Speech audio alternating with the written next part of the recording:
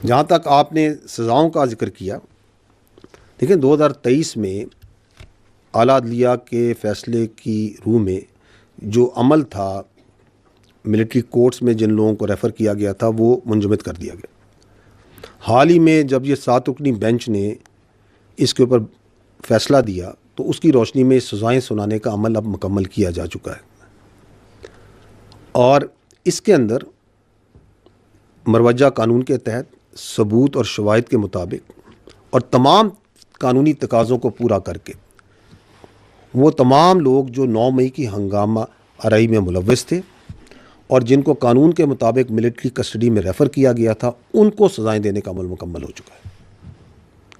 और इस फ़ैसले से ये बड़ा वाज़ेह पैगाम जाता है कि इस तरह के मामलात की कोई गुंजाइश नहीं है और मुस्तक़बिल में भी कोई इस तरह के मामलात में अगर इन्वॉल्व होगा तो उसको आइन और कानून के मुताबिक बासूरत सज़ा मिलेगी।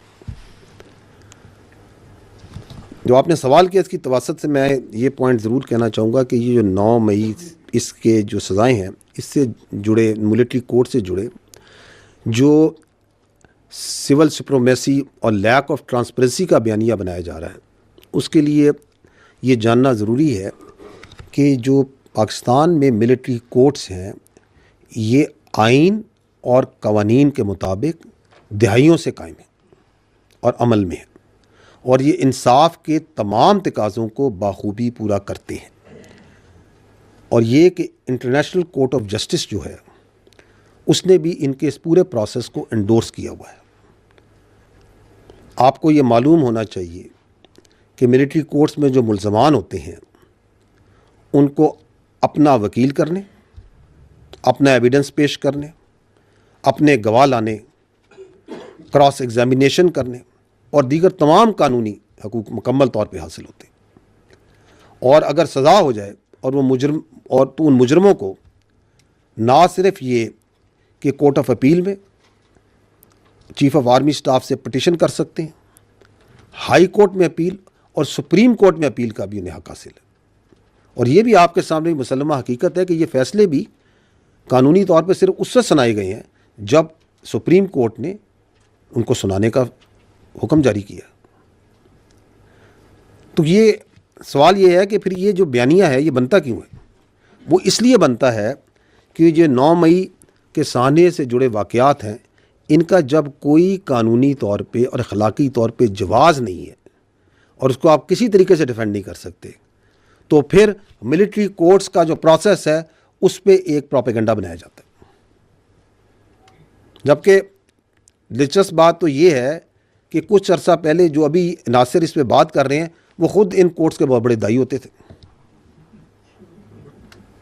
और अगर इंटरेस्टिंगली मैं आपको एक और चीज़ आपके तवज्जुह से बताता हूँ कि कुछ अर्सा पहले तो ये बयानिया बनाया जा रहा था कि ये जो एहतजाजी इंतशारी हैं ये तो एजेंसियों के बंदे हैं, ये तो प्लांटेड लोग हैं और ये किसी बड़ी गहरी साजिश के तहत फ़ौज ने खुद हमले करवाए हैं, फॉल्स फ्लैग।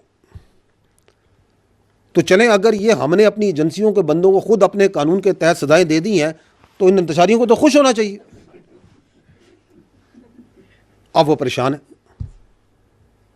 इसलिए क्योंकि अपने इक़्तिदार की हवस में वो मुनाफ़क़त और फ़रेब की आखिरी हदों को क्रॉस कर चुके हैं। This is the problem.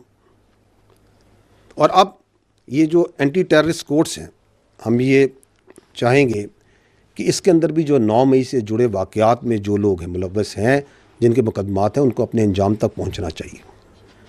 उसकी वजह यह है कि अगर आप दुनिया में नज़र दौड़ाएँ तो अभी इस साल ये जुलाई 2024 में झूठी पोस्टों पे लंदन में, इंग्लैंड में, बरतानिया के अंदर वो क्या कहते हैं नस्ली फसादात हुए, तो कितनी सूरत के साथ बालिग इंक्लूडिंग नाबालिग लोगों को सजाएं दी गई।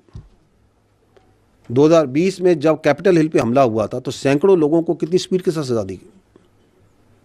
इससे पहले आपको लंदन राइट्स याद होंगे, आई थिंक 2011, 1200 से ज़्यादा लोगों को सजाएं दी स्पीडी जुडिशल सिस्टम में। 2020 में या नहीं 2023 में आई थिंक वो फ्रांस के फसादात हुए, 700 से ज़्यादा लोग कोर्ट्स बैठे, दिनों में उन्होंने सजाएं सुनाई। और बाहर के मुल्कों में भी बाशमूल अमेरिका और बरतानिया में जिस तरह पाकिस्तान में मिलिट्री कोर्ट्स हैं, वो भी उनके कवानीन के मुताबिक बाखूबी अपना काम अंजाम देते हैं। तो कहने का मतलब ये है कि अगर आप हक़ाइक़ को देखें तो बाहर की दुनिया में, स्पेशली मगरबी ममालिक में, जो सियासी इंतशारी हैं इनको कोई स्पेस नहीं देता, ना कि उनको स्पेस दें और बल्कि मज़ीद उनको इंतशार पर सियासत की इजाज़त दी जाए। और ये जो बच्चे हैं जो आपने बात की, ये तो नौजवान बच्चे जिनको जहरीला प्रोपेगेंडा करके, जिनको रियासत के ख़िलाफ़, इदारों के ख़िलाफ़ खड़ा किया गया, इनके जो वालिदैन हैं और प्यार करने वाले, इनके मोहब्बत करने वाले हैं, उनको ये देखना चाहिए कि किस तरह उनको इस्तेमाल किया गया अपने मखसूस सियासी एजेंडे के लिए, अपने इक़्तिदार के लिए, अपने मकासद के लिए, उसकी भेंट चढ़ाया गया। ये नौजवान तो हमारा असासा है, बजाय इसके कि इनको तामीरी सोच दी जाए, तालीम दी जाए, इनको स्किल्स दी जाएं, कुछ लोग अपनी सियासत के लिए उनमें जहर डालते हैं, जहरीले प्रोपेगेंडे से उनके अंदर करते हैं। तो जो इस बयानिए और प्रोपेगेंडे की बुनियाद रखते हैं, असल मुल्ज़िम तो वो हैं। और इसीलिए इंसाफ का सिलसिला उस वक़्त तक चलेगा जब तक 9 मई से जुड़े मनसूबा साज और असल घनौने किरदारों को आइन और कानून के मुताबिक कैफ़रे किरदार तक नहीं पहुंचाया जाएगा, क्योंकि पाकिस्तान और पाकिस्तानी कौम इस जैसे किसी सहाने और ऐसी इंतशारी सियासत की इजाज़त नहीं दे सकती।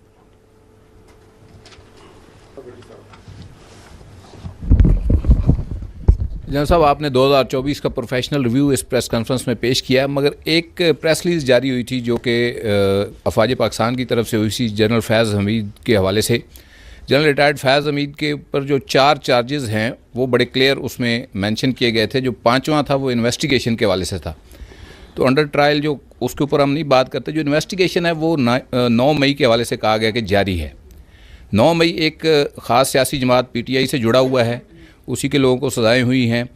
तो क्या अब जनरल फैज़ हमीद से जो तहकीकात हैं उसका दायरा इमरान खान तक भी बढ़ सकता है और इसके ऊपर जो इमरान खान है उनका भी ट्रायल हो सकता है? देखिए, बात यह है कि मिलिट्री ट्रायल की आपने पहले ही बात की। पहले बात तो मैं आपको क्लियर कर दूं कि जो भी मिलिट्री ट्रायल कोर्ट मार्शल है, उसके अंदर जो मुल्ज़िम होता है उसको हर किस्म की कानूनी हकूक़ हासिल होते हैं।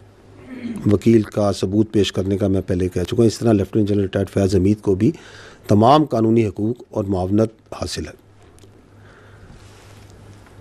जो फ़ौज का आपका ये जो अकाउंटेबिलिटी का सिस्टम है, खुद एहतसाबी का निज़ाम है, ये बड़ा जामे है and it works on evidence और शवाहिद ना के इल्ज़ामात पर। और अगर फ़ौज में कोई शख्स अपने ओहदे, अपने रैंक को ज़ाती फ़ायदे के लिए या किसी ज़ाती या किसी कलेक्टिव एजेंडे के लिए इस्तेमाल करता है, सियासी एजेंडे के लिए इस्तेमाल करता है, तो ये खुद एहतसाबी का निज़ाम जो है ये हरकत में आता है। ठीक है, आपने 9 मई की बात की, तो हम ये पहले भी कह चुके हैं कि देखें 9 मई के पीछे एक मरबूत मनसूबाबंदी थी, एक मरबूत साजिश थी। जो लोग भी उस मनसूबाबंदी और साजिश में मुलव्विस थे उनको आइन और कानून के मुताबिक कैफ़रे किरदार तक पहुंचाना ज़रूरी है। और हमें ये मालूम होना चाहिए कि हर फौजी अफसर के लिए सिर्फ रियासत पाकिस्तान और अफवाज पाकिस्तान मुकद्दम है। पाकिस्तान की फ़ौज किसी एक ख़ास सियासी पार्टी, नज़रिए या सोच की ना मुखालिफ है ना हमायती है। और कोई भी ऑफिसर अगर सियासत को रियासत पर मुकद्दम रखेगा तो उसे उसका जवाब देना पड़ेगा। और इस केस के हवाले से मैं आपके तवज्जुह से ये भी कहना चाहूँगा कि ये एक हसास केस है, सब जुडिस है और इसमें हसास मामलात इससे जुड़े हैं। इसलिए इस पे गैर ज़रूरी तबसरों तज्जियों से गुरेज किया जाए।